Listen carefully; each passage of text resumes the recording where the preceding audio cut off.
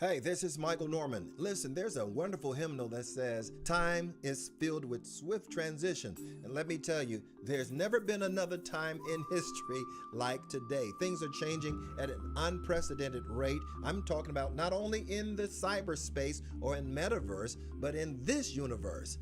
It seems that there's a synergy going on between the spiritual and the political. Now, if this concerns you and you're wondering what's happening between the church world and the political world, then you need to be a part of my next webinar. It's called Proceeding Word 2024. Proceeding Word 24 is going to pull the curtain back so that you can understand this seeming alignment between the church and the state, this alignment between spiritual and political. What's God saying? And more importantly, what's our response? I want you to join me August 12th, 7 p.m., one night only.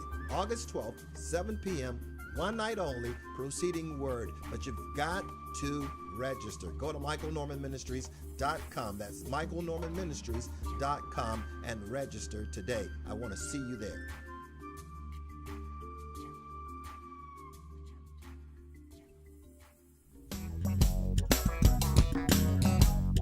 Welcome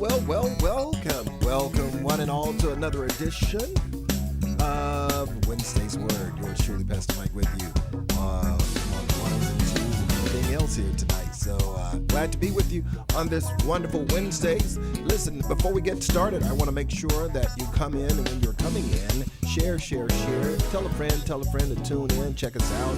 And of course, if you're on Facebook, on YouTube, make sure you subscribe, click the like button, etc.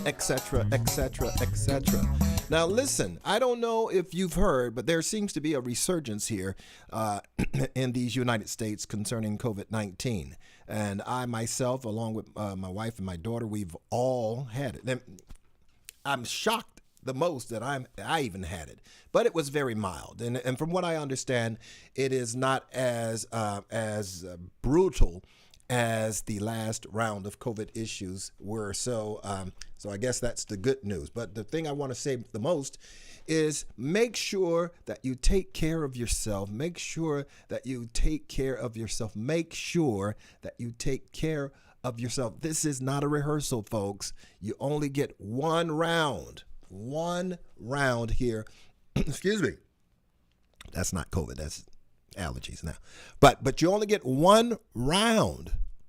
And after this, it's over. So it's over as far as Earth is concerned, as we know it.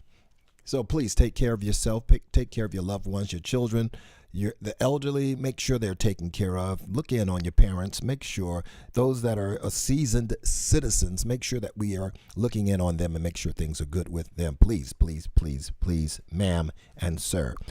Tonight, as you can see in the title, I want to deal basically with the something that's a little off the beaten path. You know, I'm a Bible teacher. I love teaching the scripture. I love walking verse by verse through the text. And the thing that I love doing the most is showing you how it practically applies to our daily lives.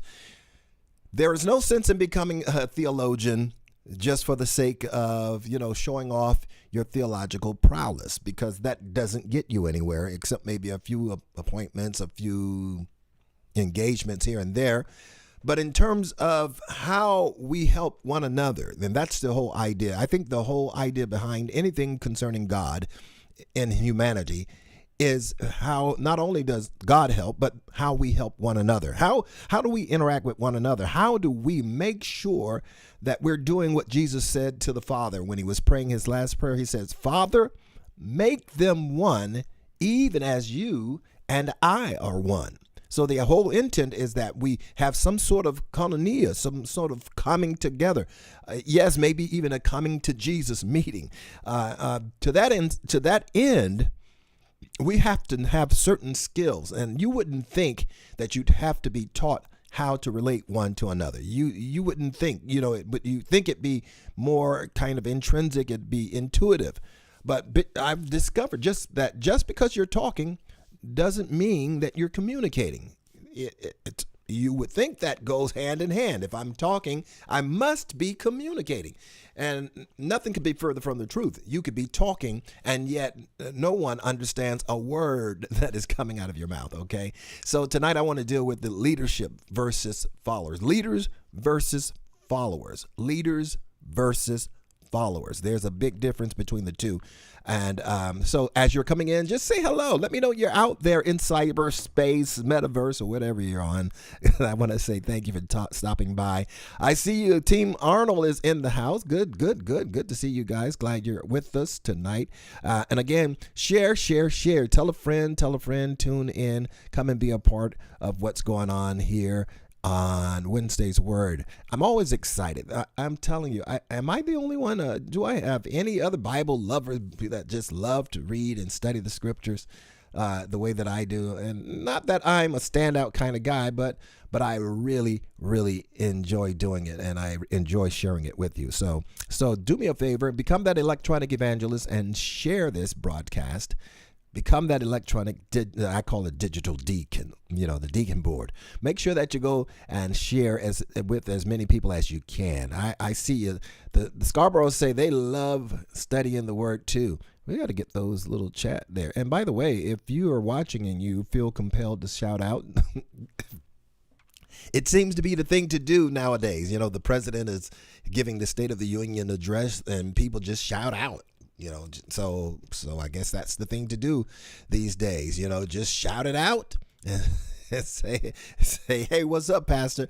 So I'm glad. Hey, I see you, Team Clements on board tonight. Thank you for tuning in. I want to get right into this teaching. Now, who is this teaching going to be for? It's actually for everyone, because at certain levels, at many levels, we are all leaders in our own right, whether you are the leader of a household or the leader of a multi-million-dollar corporation. They all require some of the same principles as it relates to communicating, as it relates to direction and vision and casting the vision and sharing that with people who are said to be a part of your organization, your church, your group, or whatever. And I want to share with you a few things. It won't take long. Famous last words, right? I shouldn't even be saying that as a preacher. But nonetheless, I will not try to take long with this, because this is a very practical teaching on tonight. This is I call it the leadership challenge, because what we're going to do is show you the difference between a leader, a great leader who develops leaders, versus a leader who develops followers. A leader who develops leaders, and then a leader who develops followers. So leaders versus followers. So I'm going to deal with that, and I may throw in a couple of verses of scriptures in it, but if I don't, please do not hold it against me. I believe in the scriptures, okay? All right, here we go. So tonight, I want to share, let me see, I've got about 1, 2, 3, 4, 5, 6, 7, 8, wow, 9 points. Okay. So I've got about 9 points. So if you're taking notes, you would do well to do so. I think these will be very, very beneficial. Okay. So in this leadership or leaders versus followers, I'm going to share with you, of course, again, the dichotomy that exists. But one of the first things that you must appreciate when it comes to leadership, it is how to make decisions. Now, one would say, okay, everybody knows how to make decisions. Not so. Everyone knows how to make choices, but not everyone knows how to make decisions. And you say, well, explain, Pastor Mike, what are you trying to tell me?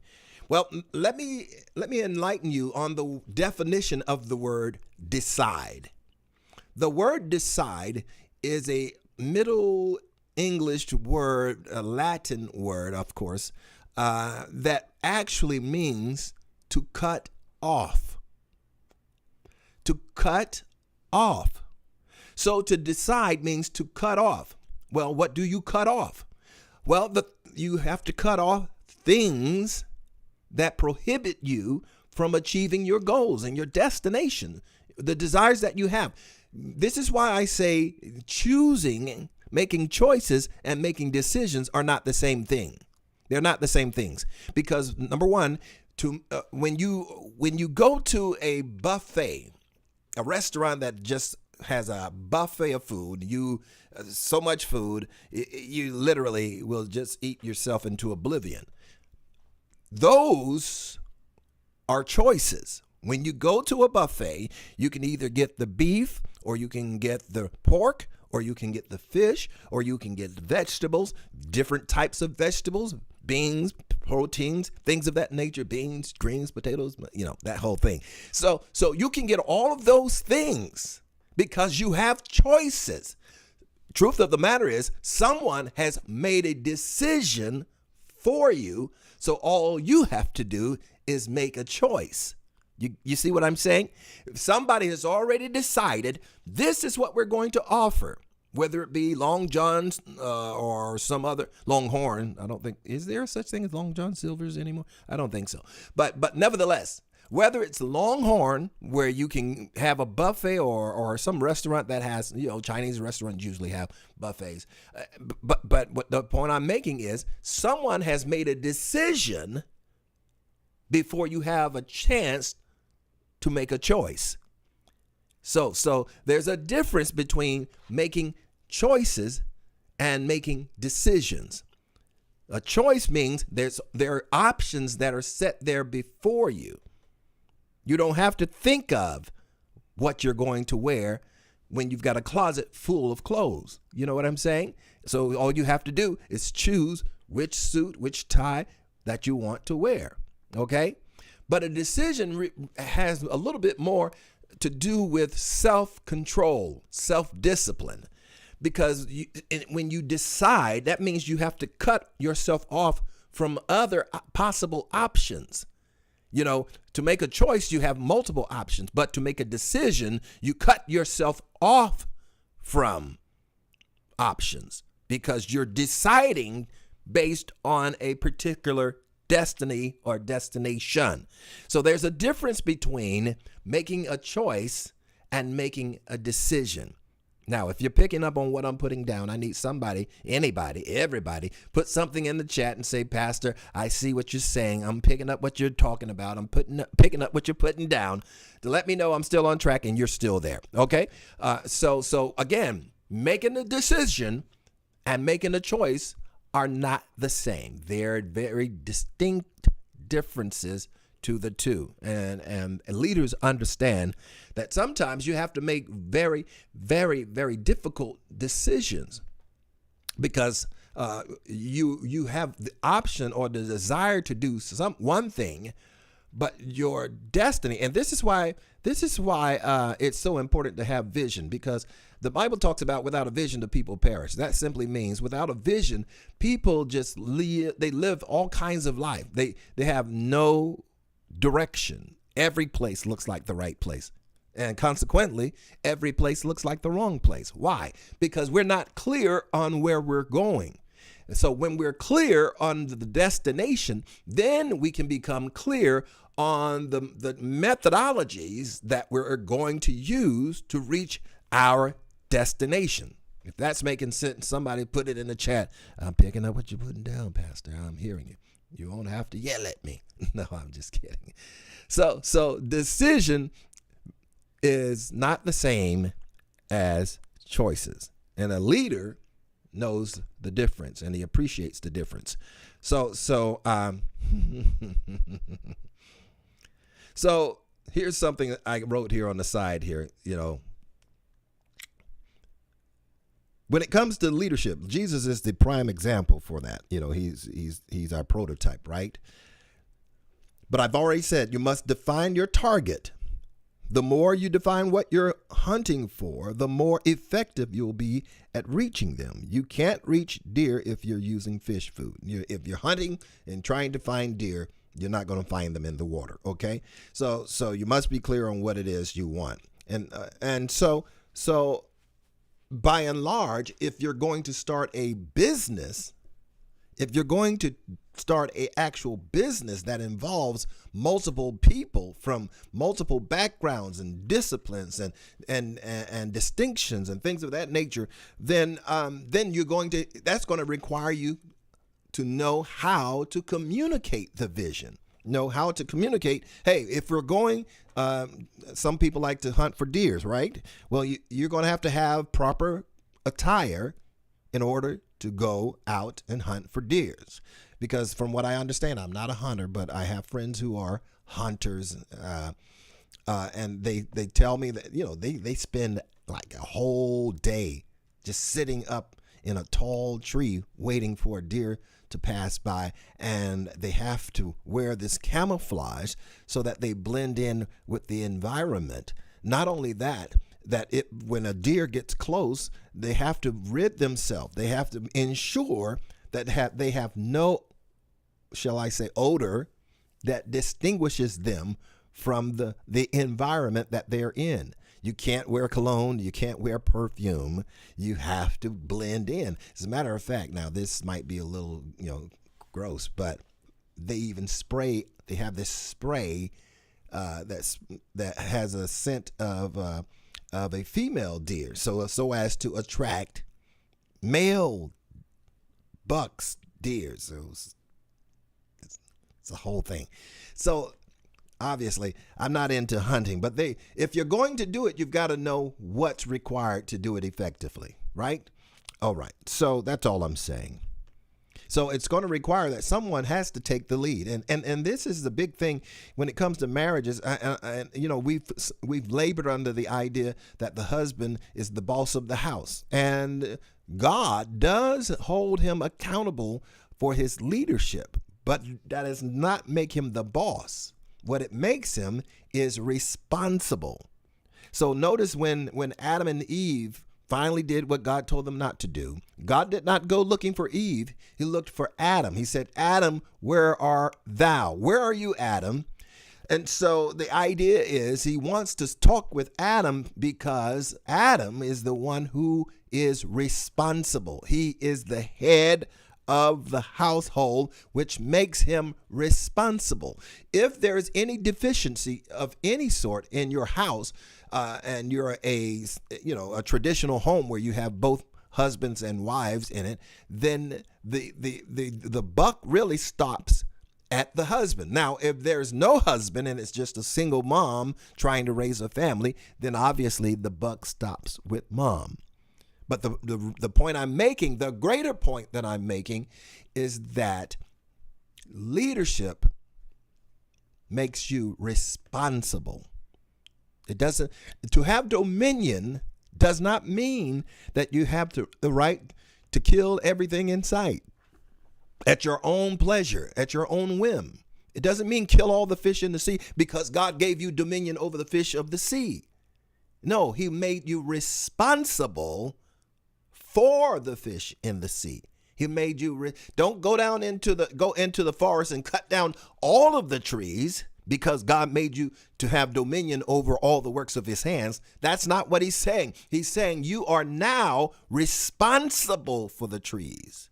So it's a strange thing for anyone to balk at the idea that you should take care of the planet. And they want to call you tree huggers when you're concerned about the atmosphere. You're concerned about the oxygen, the air, and the quality of the air that you breathe. Does that make you some kind of nutcase because you're concerned about clean air? No. Sorry about that, folks. It just kind of gets under my skin, and the strangest thing is that it's a lot of times it's Christian ones that call themselves Christians, or born again people who God has called out to be responsible for interacting with the earth. They should be the very first ones to say, do not pollute the ocean. Do not overfish the seas. Do not cut down all of the trees in the forest. Save some. Matter of fact, as if you read your Bibles, maybe that's what it is. Ain't nobody reading the Bible. Because in the Old Testament, God sets forth the plan that you can harvest the earth for 6 years, but on the 7th year, let it rest. Let the earth rest. So, when money gets involved, when corporations and greedy people who are concerned more about profits than they are about people, well, why should we rest a whole year? That's money we're losing. That's God. Even God says, yeah, I knew that. I knew you would say that. So here's what you do. In the 6th year, I'm going to give you a bumper crop in the 6th year, enough so that you won't miss it during the 7th year. You won't miss not being able to till the land, because God will give you enough in the 6th year to cover the 7th year. Now, if you're greedy, you don't care about that sort of thing. All you're concerned about is profit. For me not to be able to go out and harvest the land and let the land lay dormant for an entire year, man, are you crazy? And so that's why we got so much artificial chemicals in the earth, in the ground, in the grass, in the cattle, in everything, because they won't just obey that simple plan. I don't know how I got there. Let's get back on to leadership, shall we? All right. So this is going to be quick. Leaders should lead leaders in order to have explosive growth. So if you're going to grow your business, you grow your church, grow your group, you should be looking for leaders within the group. Okay? Leaders should lead leaders so that they can begin to lead. So in the church world, pastors should pastor pastors in order to experience exponential growth. So for growth process, there should be people who are willing to submit to a pastor, even though they are a pastor, so that they can gain and glean insight and knowledge and information, so that when they are released to pastor, they'll be fully equipped. Not only that, they'll have the ally and the advocacy of the one who taught them. That's the whole idea. If I train you up, I'm not going to just send you out into the world and just say, hey, make it the best way you can. No, what I'm going to do is say, hey, I've taught you well. Everything I know, I've taught you. So now you should be able to take it from here. But if you run into some trouble, here's my number, my email, my cell phone, everything. You can get in touch with me. All right. The truth of the matter is, the challenge to leaders is that, number one, leaders are hard to find, because leaders who are leaders want to lead. By and large, they don't want to follow in a lot of instances, especially if the one he's following is a deficient leader. Because the truth of the matter is, why would you follow someone when you're more intelligent, more informed, better educated? Now, that doesn't make you better, but I believe that if you possess all of these skills and these abilities and attributes, to the extent that you may be smarter, wiser, and greater than your own leader, then there's something to be said about humbling yourself, I could, but I'm not. I could do it, but I'm not going to do it. Why? Because I'm submitted to this particular leadership until he sanctions my next move. Nobody wants to do that. You can't hardly find it'd be a hard pressed to find a preacher who knows they're called, knows they're anointed, knows they have a gift to speak to masses, and then sit with someone who's only do 5, 10, 20 people a Sunday, when you thinking God's calling you to thousands, to millions. But I'm telling you, when there's something you're gaining whenever you have to exert self-control, whenever you have to do that, you are automatically adding something to your character. Self-control, nobody celebrates that. You're not going to have parades about self-control and meekness and that sort of thing, because it's not sexy. It doesn't trend. Nobody wants to be meek. Everyone wants to be right. Everyone wants to be in charge.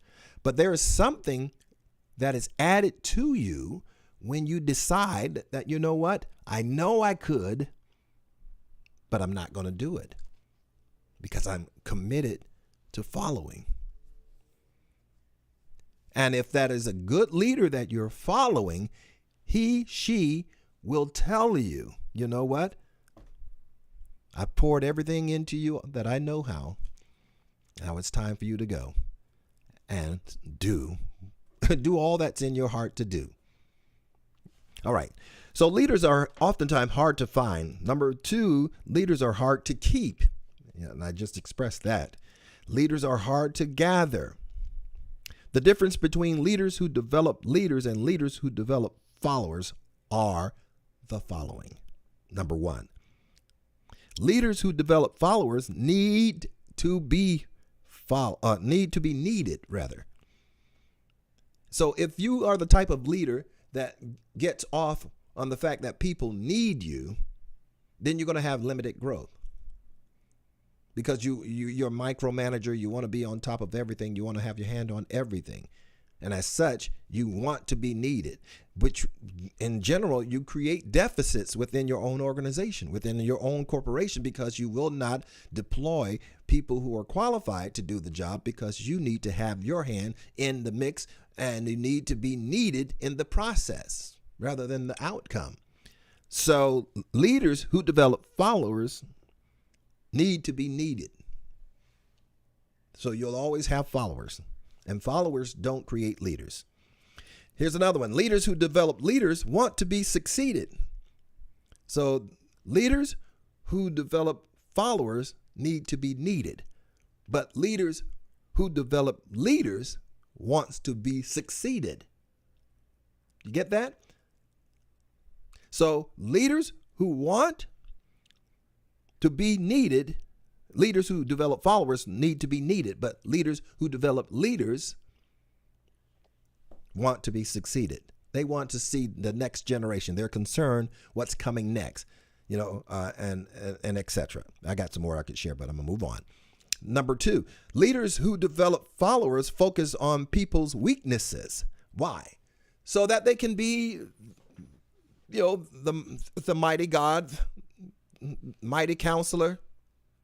They want to have the answers. Then they love being the smartest person in the room. They're intimidated by others who are just as intellectual or more intellectual or insightful than they are. They're intimidated by those sorts of people. So leaders who develop followers focuses more on people's weaknesses so that they can be their counselor. But leaders who develop leaders focuses on people's strength so that he can equip them. If I have an individual that comes into my ministry and he has a particular skill set, it would behoove me to give him all the tools necessary, him or her, to achieve the function of that particular office at the highest level. I'm not going to put them in over some sort of department and not give them what they need to succeed, because I like being needed. I like him having to call me and ask me for this and ask me for that. So I'm power tripping. So Ephesians 4:11 says that God gave some apostle, prophets, evangelists, pastors, teacher for the perfecting of the saints. That perfecting is the equipping of the saints. So I got into a bit of a debate the other day because someone was saying that, their church are moving in the prophetic. They want to move. They're starting to move in the prophetic, and people are coming from all over, and they're experiencing growth. And they said, because we had to find balance. And I think I understood, but anything that's not empowering the people is ensnaring the people, even if you're doing it from a pure heart. If you're prophesying rather than empowering, you cannot empower people by prophecies. Now, I'm not against prophecy. I tend to prophesy every now and then. My wife is a prophet, bona fide. My daughter even prophesies. But I don't lead by that because it does not empower people. It encourages, but it doesn't empower. That's like, that's like going to the gas stations and just prophesying, one day you're going to get enough gas to put in your car so that you can go to your destination. That's encouragement. Empowerment is here's some money, buy the gas, put it in your car so you can reach your destination. So just being a cheerleader for someone, it's good. To edify, to build them up, make them excited, that's wonderful. But to empower them, that's just like saying, don't go to get that education. And I'm not saying that you should never be educated. And I'm not saying that you should never be inspired, because you need inspiration. But then once you get inspiration, you're going to have to get some information. Because the Bible even says, in all you're getting, get understanding. So if you don't understand a particular thing, Miles Monroe used to say this to us all the time: where there's no revealed understanding, abuse is inevitable. So if you don't have a clear understanding, clear destiny, clear purposes for what you're doing, then abuse is inevitable. And you will abuse the people, your staff, your members, etc., etc. All right, moving on. Leaders develop followers. Focus on the bottom 20%. Leaders who develop leaders focus on the top 20%. Why? It's called a Pareto principle, because 80% of the productivity comes from 20% of the workers. It'll work out everywhere you go. It's called the Pareto principle. If you go on a picnic, 80% of the food is going to be eaten by 20% of the people. 80% of the food brought to the picnic is going to be by 20% of the people. Do you get what I'm saying? In an office situation, 80% of the work is being done by 20% of the staff in most cases.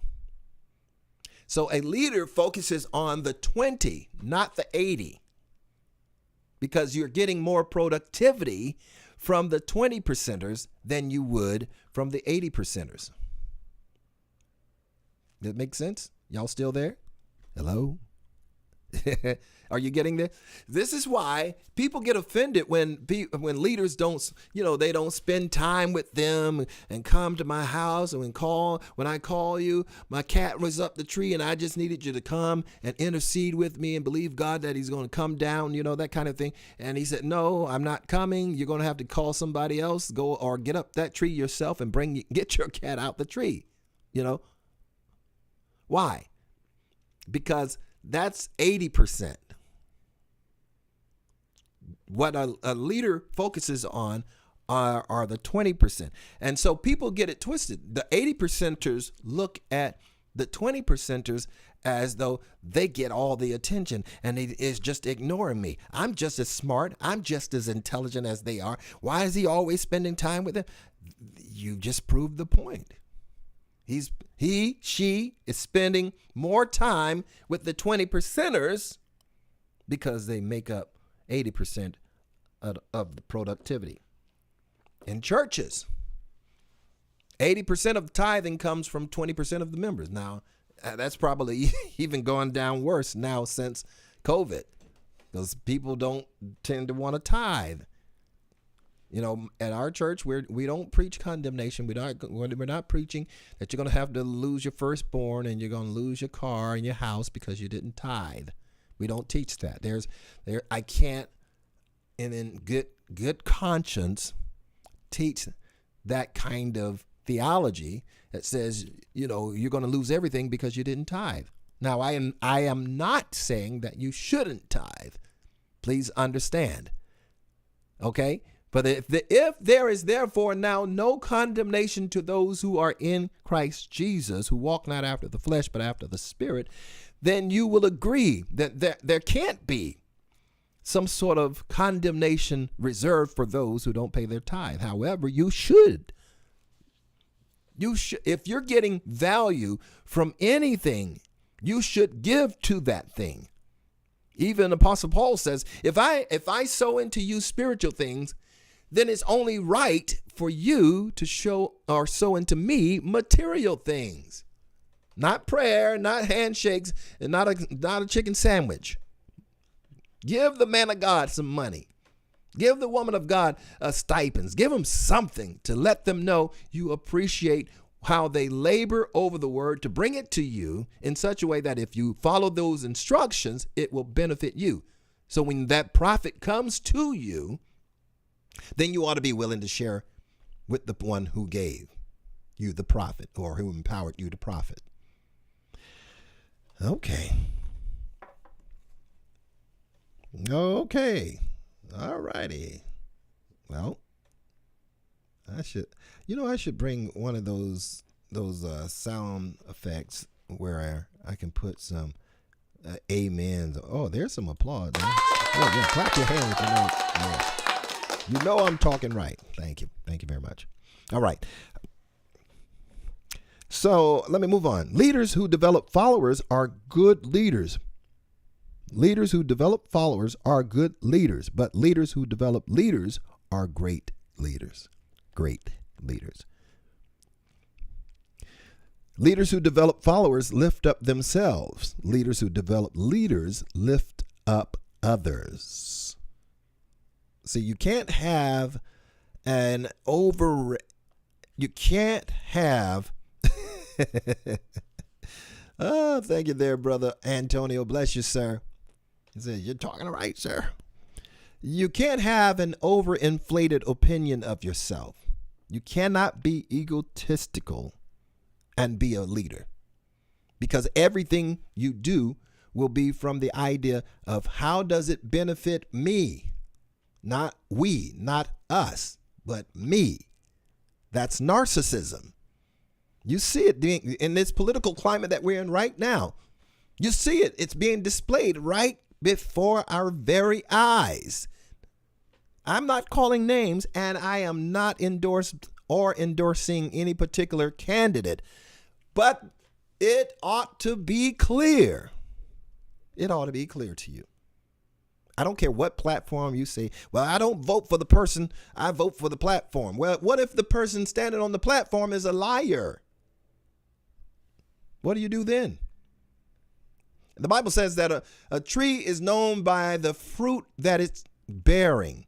So the fruit that it bears.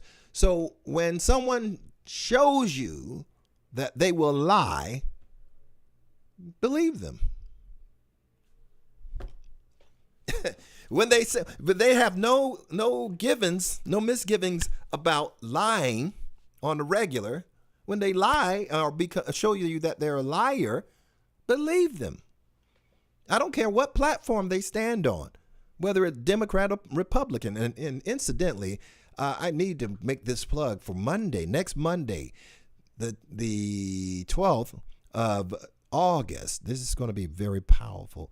Let me just cut through the commercial and I'll be right back because I want you to check this out. It's going to be powerful. Hey, this is Michael Norman. Listen, there's a wonderful hymnal that says, "Time is filled with swift transition." And let me tell you, there's never been another time in history like today. Things are changing at an unprecedented rate. I'm talking about not only in the cyberspace or in metaverse, but in this universe. It seems that there's a synergy going on between the spiritual and the political. Now, if this concerns you and you're wondering what's happening between the church world and the political world, then you need to be a part of my next webinar. It's called Proceeding Word 2024. Proceeding Word 24 is going to pull the curtain back so that you can understand this seeming alignment between the church and the state, this alignment between spiritual and political. What's God saying? And more importantly, what's our response? I want you to join me August 12th, 7 p.m., one night only. August 12th, 7 p.m., one night only, Proceeding Word. But you've got to register. Go to michaelnormanministries.com. That's michaelnormanministries.com and register today. I want to see you there.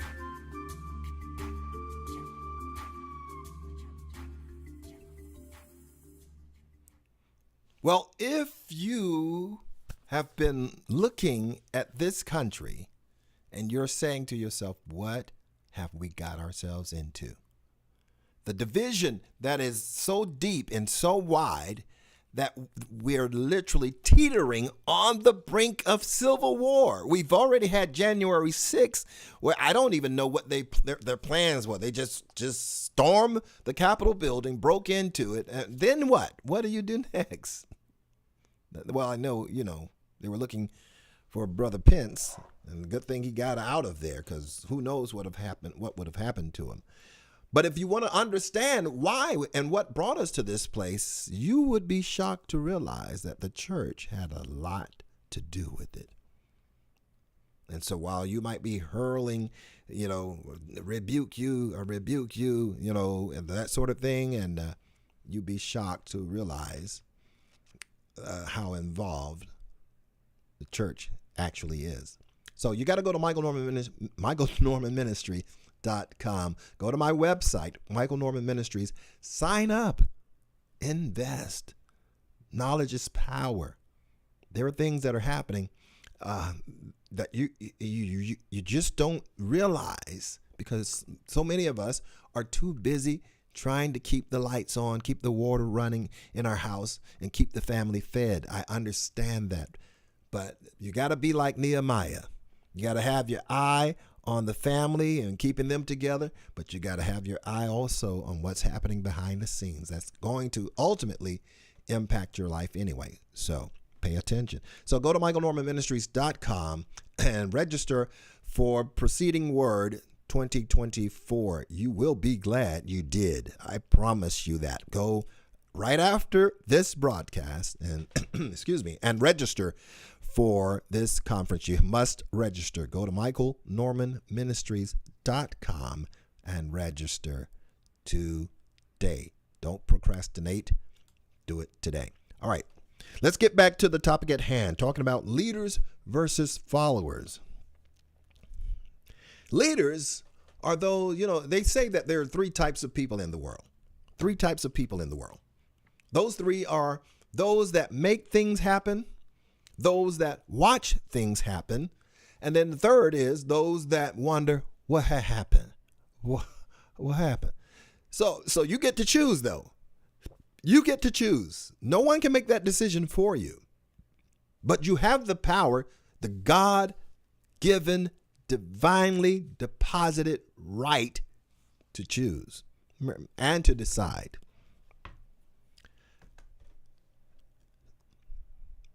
My next one here, leaders who develop followers spend time with people. Leaders who develop leaders invest time with people. Leaders who develop followers spend time with people. And anything you spend is not a good investment. If you spend your money, it's not coming back.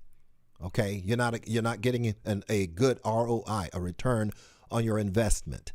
Okay, so please understand, if you spend anything, you might as well say bye-bye, because it's leaving, never to return. But if you learn the key to investing, then you'll see you're getting return on your investment, whether it's your investment of time, your investment of money. Either one, your time, treasure, excuse me, your time, your treasure, or your talent. Anything that you invest, you can expect a return. Now, leaders knows who to invest their time with.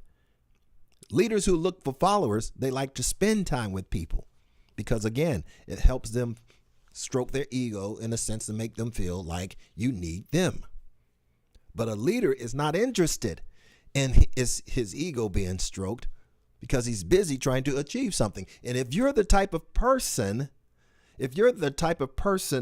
that enjoys people who are self-sufficient, you are attracted to self-starters, people who get things done. You know, those that make things happen, those that watch things happen, and those that wonder what happened.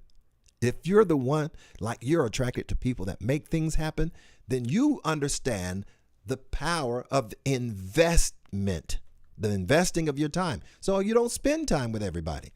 You love everybody, but you bless you, Dexter. Bless you, sir. Thank you for tuning in. You invest time wisely. So you can't afford to be with everybody. Because most people are 80 percenters. You see, the majority of people are 80 percenters. But most of the productivity comes from the 20%.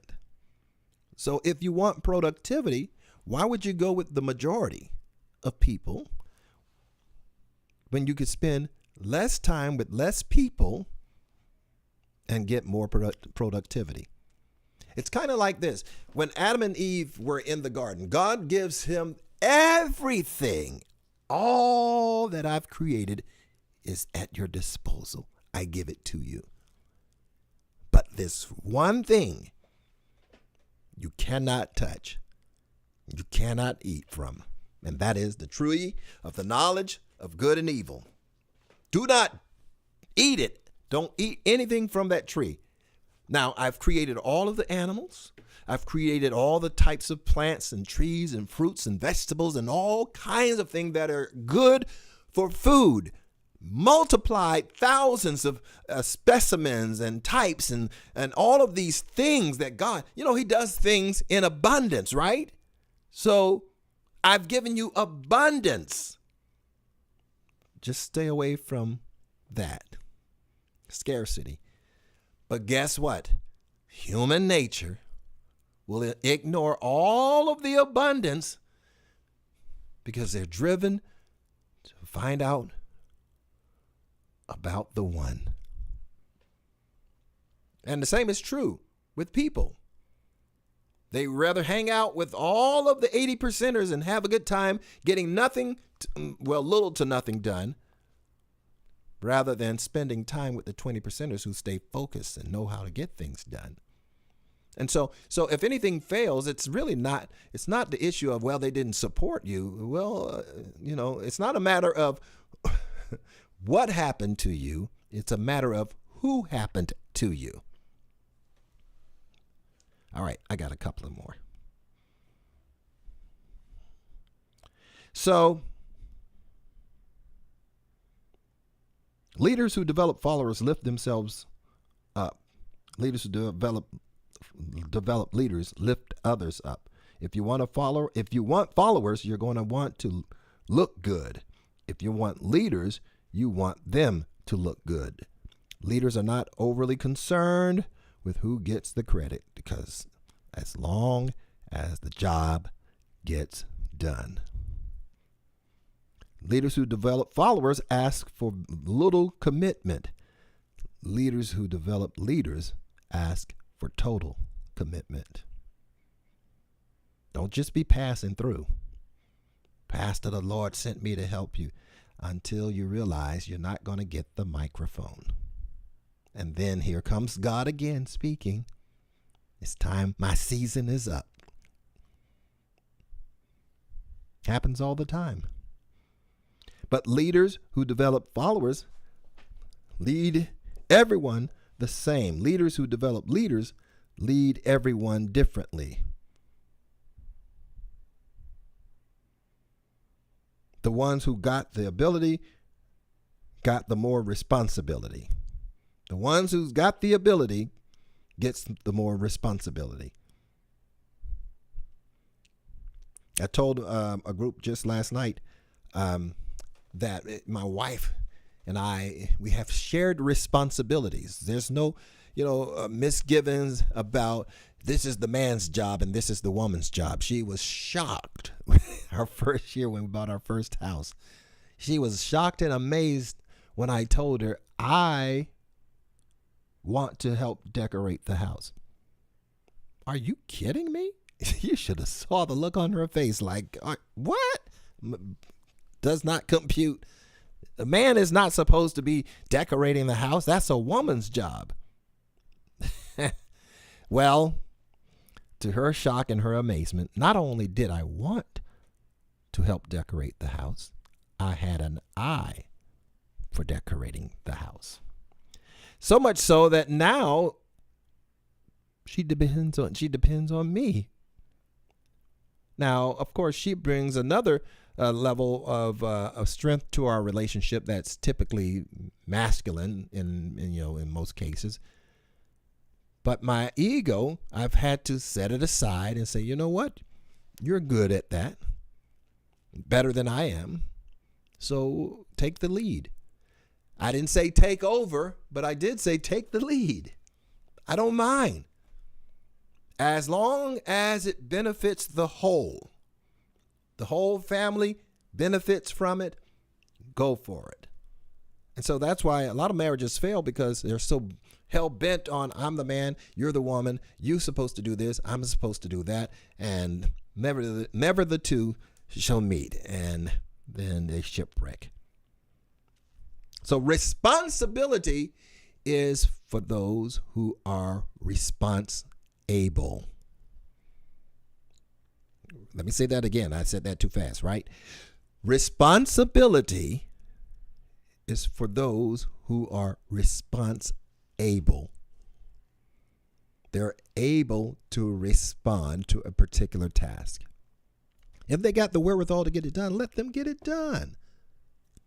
Get your foot off their necks. Let them do it. Everybody will benefit from it. All right. Last one. Leaders who develop followers impact this generation. Leaders who develop leaders impact future generations. Leaders who develop followers impact this generation. Leaders who develop leaders impact future generation. What's going on, Brother Frank? Bless you, sir. So that's really what it boils down to.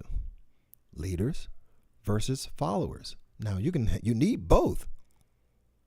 Okay? Somebody has to be the follower. Someone has to be the leader. Everybody can't be the chief. We need some Indians. Okay? Some foot soldiers.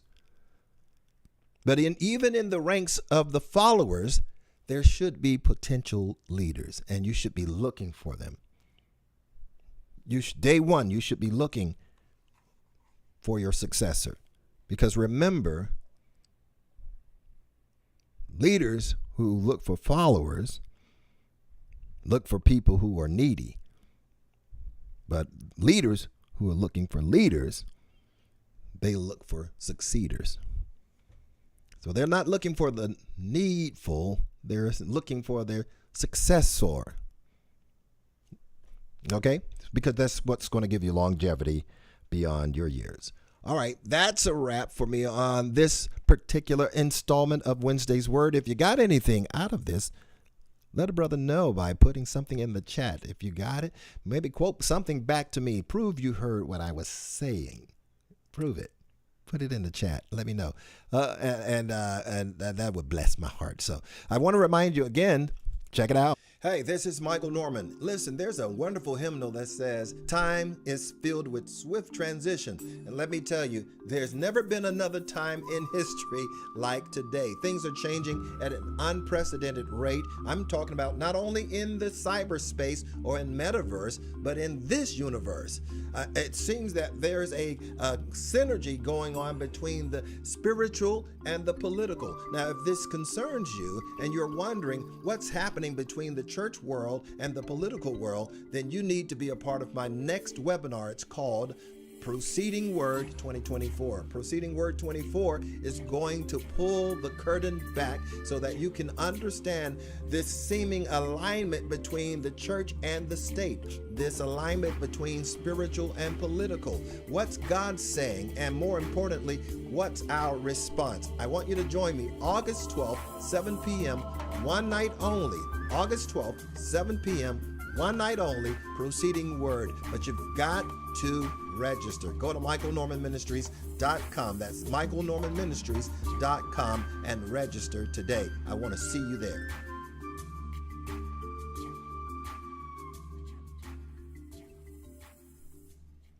All right, folks, that's going to wrap it up for me. Again, thank you so much for checking us out and being with me on tonight.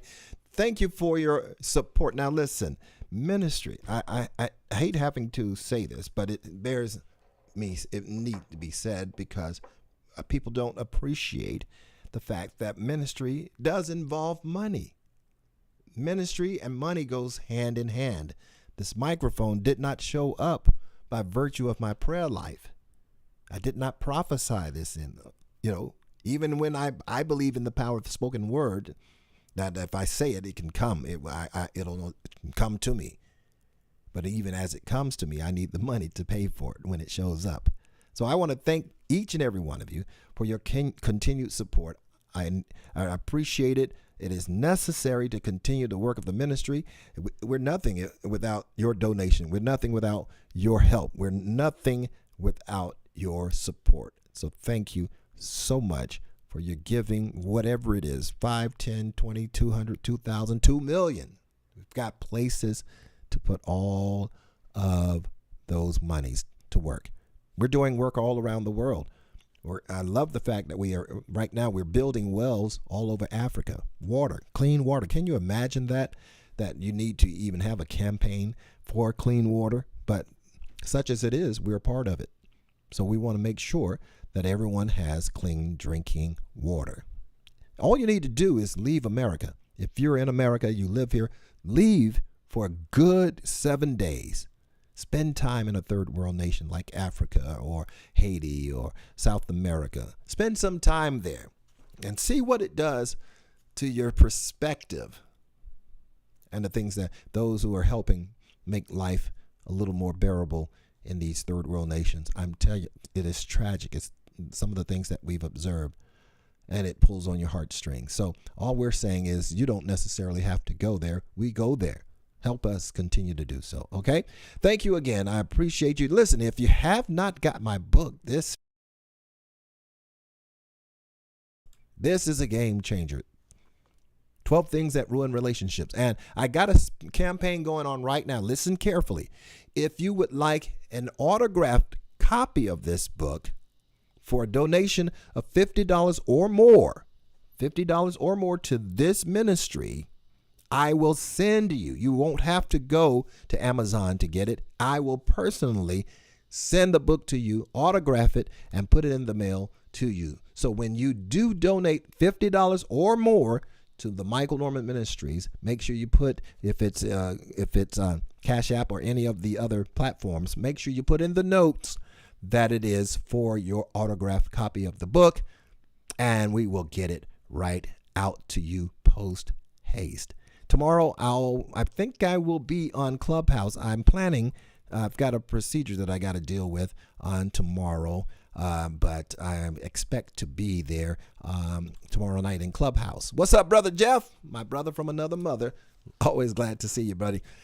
So join me in Clubhouse tomorrow night, 7 p.m. in the Wisdom Blueprint Room. You'll be glad you did. Hey, listen, that's all I've got for you tonight. I want to just again invite you to be with us this Sunday. We will be live and direct this Sunday morning, 9 a.m. at the Movement Church, 2160 North Hiawassee Road here in Orlando. 9 a.m. We will show you the hospitality that is second to none. Join us this Sunday, 9 a.m. We'll be live and direct. We weren't there this past Sunday, but we will be live. We will be gathering live this Sunday, 9 a.m., 2160 North Hiawassee Road here in Orlando, the city beautiful. Once again, thank you for your prayerful and your financial support. I do look forward to it, and I thank you so much for it. And as you do, I pray that God will return back to you, pressed down, shaking together, running over. He will cause men to give into your bosom, your purpose. Okay? Till next time, blessing.